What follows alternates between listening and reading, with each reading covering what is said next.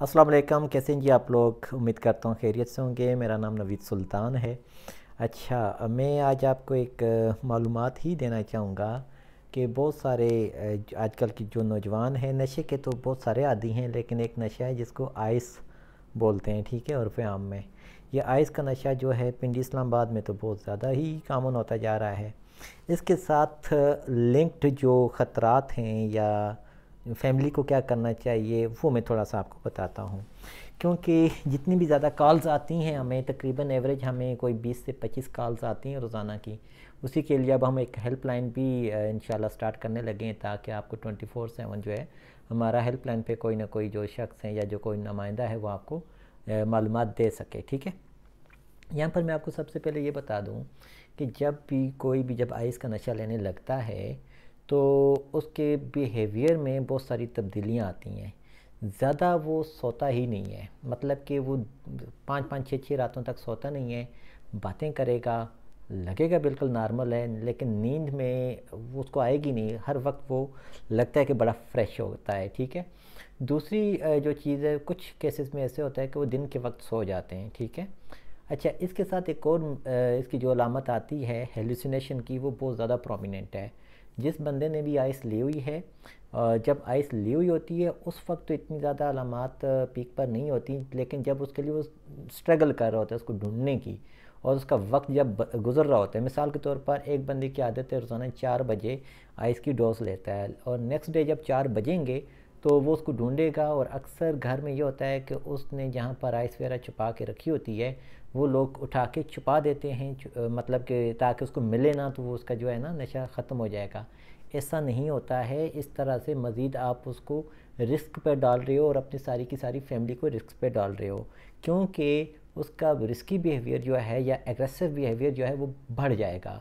जब उसको वो नहीं मिलती तो वो सबको मतलब ढूंढता है कि वो है किधर, और आहिस्ता आहिस्ता से उसका एग्रेशन बढ़ता जाता है, और सम टाइम अगर कोई उसके हाथ लग जाए तो बड़ा भी नुकसान हो जाता है। एक चीज़ तो ये। दूसरा ये है कि जब उसको हेलुसिनेशन होती हैं तो अक्सर की हेलुसिनेशन, क्योंकि ये यूथ में ही ज़्यादा कॉमन है, हमारे पास एवरेज एज जो आ रही है आइस की जो यूज़र हैं या एडिक्ट हैं वो उनकी 24 ईयर आ रही है, यानी कि एवरेज एज जो है, औसतन उम्र जो है वो 24 साल है। कुछ इससे ऊपर नीचे इतना होते हैं, लेकिन एवरेज एज 24 साल आ रही है, ठीक है। तो इस एज में जब वो लेते हैं और उनको जब हेलुसिनेशन होती है तो मोस्टली का ये एक ख़्याल बन जाता है, हकीकत में ऐसा नहीं होता। उनका ख़्याल होता है कि हम किसी गैंग के साथ मुलव्वस हैं या कोई गैंग हमारा पार्ट है या हम उसके पार्ट हैं, ठीक है। यहाँ पर मैं आपको एक चीज़ बता दूँ, शिज़ोफ्रेनिया एक अलग चीज़ है, और आइस के लेने की वजह से साइकोटिक फीचर्स आ जाना या शिज़ोफ्रेनिया से मिलती जुलती अलामात आना को हम कहते हैं ड्रग इंड्यूस साइकोसिस हो जाना। तो क्योंकि जब वो आइस को ज़्यादा लेते हैं तो इसका मतलब ये है कि उनको साइकोटिक फीचर्स आना एक कॉमन बात है उस बीमारी के साथ, ठीक है। तो अक्सर लोग ये करते हैं कि उनको लगता है कि हमारा बेटा शिज़ोफ्रेनिया का मरीज़ हो चुका है, तो उसको कहीं ना कहीं उसको शिज़ोफ्रेनिया का ही ट्रीटमेंट करवाना शुरू कर देते हैं। लेकिन आप हमेशा एक कम्प्रीहेंसिव उसकी असेसमेंट लाजमी करवा दो कि आया कि ये कहाँ पर है। आप जिस भी साइकेट्रिस्ट के पास जाएँ, साइकोलॉजिस्ट के पास जाएँ, वक्त लगेगा, टाइम लगेगा, हो सकता है आपका पैसा भी लगे, बल्कि लगता है पैसा भी, लेकिन उसकी एक मुकम्मल प्रॉपर डायग्नोसिस बनवा लें, जो कि वो इस तरह से नहीं होता कि जी कि वो बंदा जो है, मतलब डायग्नोसिस का मीन ये कि आखिर उसकी कौन सी ऐसी प्रॉब्लम है जिसकी वजह से उसके ये बिहेवियर आ रहे हैं। क्योंकि सम टाइम अगर वो ले भी रहा है आइस तो घर वालों को पता नहीं होता, अगर उसको शिज़ोफ्रेनिया भी हो रहा है तो घर वालों को फिर भी आइडिया नहीं होता। तो इसलिए इस चीज़ से बचने के लिए साइकेट्रिस्ट या क्लिनिकल साइकोलॉजिस्ट दोनों जहाँ पर बैठे हों उनसे आप जाकर एक रिपोर्ट बनवा लें और उस बंदे को एडमिट करवा दें, या जो भी बनता है वो आपकी सेफ्टी के लिए होता है। एक चीज़ तो ये आ गई। दूसरा ये कि जब उनको ये लगता है कि हम अपने किसी गैंग के साथ हमारा ताल्लुक है और हम उसके साथ काम करते हैं और एक ख्याली दुनिया में रहते हैं, और इस चीज़ को अपनाते हुए वो अपने साथ वेपन भी रखते हैं, यानी कि असला रखना शुरू कर देते हैं। वो पिस्तौल की सूरत में भी हो सकता है, छुरी चाकू की भी सूरत में हो सकता है, या किसी भी इस तरह की लेथल चीज़ हो सकती है जो कि किसी को नुकसान पहुंचा, आसानी होती है जिसमें नुकसान पहुंचाने की।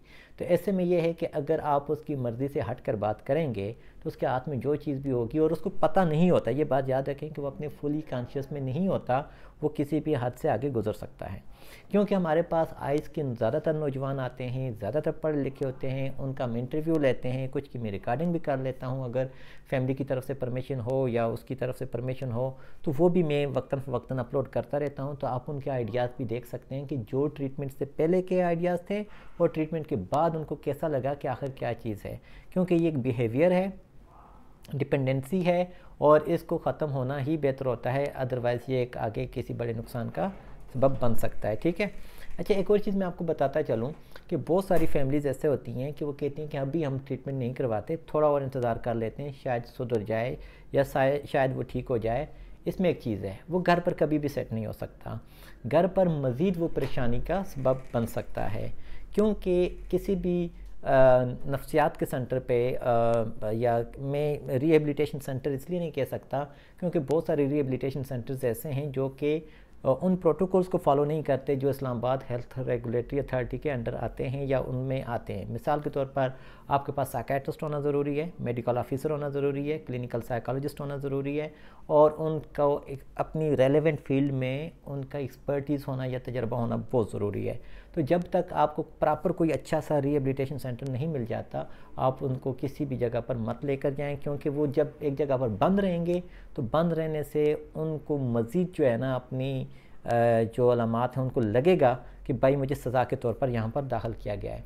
तो जब भी दाखिल करवाएं उसको सज़ा के तौर पर नहीं कि जी कि तुमने ये चीज़ ली तो इसलिए तुम हमें इधर लेके जा रहे हैं। रिहेबिलिटेट का मतलब ये है कि उसकी क्वालिटी ऑफ लाइफ को बेहतर बनाने की कोशिश कर रहे हैं, और अब जो है उसकी लाइफ अपनी इस पे जाएगी। और साइकोथेरेपी का भी मकसद ये होता है कि क्वालिटी ऑफ लाइफ को बेहतर किया जाए। साइकोट्रोपिक मेडिसिन जो होती हैं उनका भी यही मकसद होता है कि इंसान की क्वालिटी ऑफ लाइफ को बेहतर बनाया जाए। ये सारे का सारा काम जो होता है, या जितनी भी मेहनत होती है इंसान की परफॉर्मेंस के साथ होती है कि वो सोसाइटी में परफॉर्म कैसा करेगा। अगर आपका बेटा या बेटी, क्योंकि बहुत सारी ख़वातीन में इसमें इन्वॉल्व हैं हो जाती हैं, तो इसमें ये होता है कि अगर उनके बिहेवियर ऐसे हो चुके हैं जो कि सोसाइटली आप उसको एक्सेप्ट नहीं कर सकते, आपको पता चल रहा है कि कुछ डेविएंट हो रहा है, तो ज़रूर अपने किसी भी करीबी साइकोलॉजिस्ट या साइकेट्रिस्ट या कोई भी अच्छा रिहेब सेंटर हो तो उनके साथ आप लाजमी रब्ता करें, ताकि किसी भी बड़े नुकसान से बचा जा सके। और अपने हर एक के लाडले होते हैं, हर एक के अपने बच्चे होते हैं, लेकिन ये कि कुछ मुश्किल इक़दाम उठाने पड़ते हैं जो कि उनकी ज़िंदगी के लिए बेहतर होते हैं और आपकी अपनी ज़िंदगी के लिए भी अच्छे होते हैं। तो उम्मीद करता हूँ कि मेरे इस पैगाम की समझ आई होगी। आज के लिए अल्लाह हाफ़िज़।